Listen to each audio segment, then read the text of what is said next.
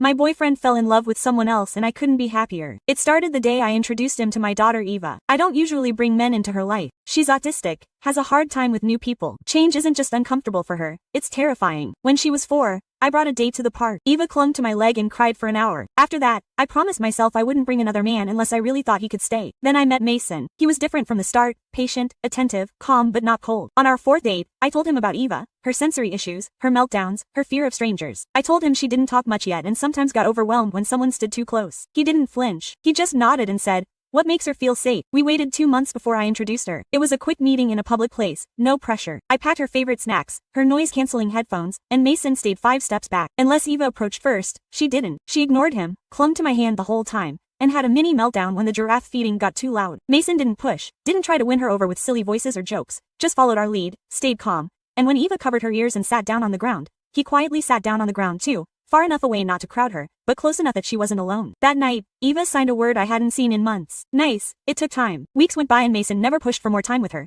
but he would text me things like, "Eva likes apple slices, with cinnamon or natural," or, "What's your favorite cartoon character's name again?" He didn't ask to buy her things. He just wanted to understand her world. One night I came home from work exhausted. Eva had had a tough week, sleepless nights, back-to-back tantrums, barely eating. I walked in expecting chaos, but found Eva sitting next to Mason, calmly drawing. She had given him one of her markers. That may not sound like much, but to a child who flinches when touched and sometimes barely lets me into her world, giving Mason a marker was like screaming, "Trust you," with fireworks. Then came the turning point. Eva had a birthday party meltdown. I had invited 2 kids from her special needs class. She managed until the candles came out. She screamed, covered her ears, and knocked the cake to the floor. Parents started muttering. I saw a mother roll her eyes. I wanted to cry. Mason stood up, picked up a toy microphone from the pile of presents, and said, "Ladies and gentlemen, we're switching gears. Welcome to Eva's dance party." He played Baby Shark on his phone and started doing the dumbest, silliest dance I've ever seen. Everybody started. Then Eva started giggling. He was making a complete fool of himself for her and she loved it. After that, things shifted. She looked for him when the doorbell rang, brought him toys, sat next to him at dinner instead of on her sensory swing, and one night when she had a nightmare and wandered into the hallway crying, she went to his side of the bed, not mine. Mason picked her up without hesitation, sat with her on the couch under a blanket, and rocked her back and forth, whispering, "You're safe.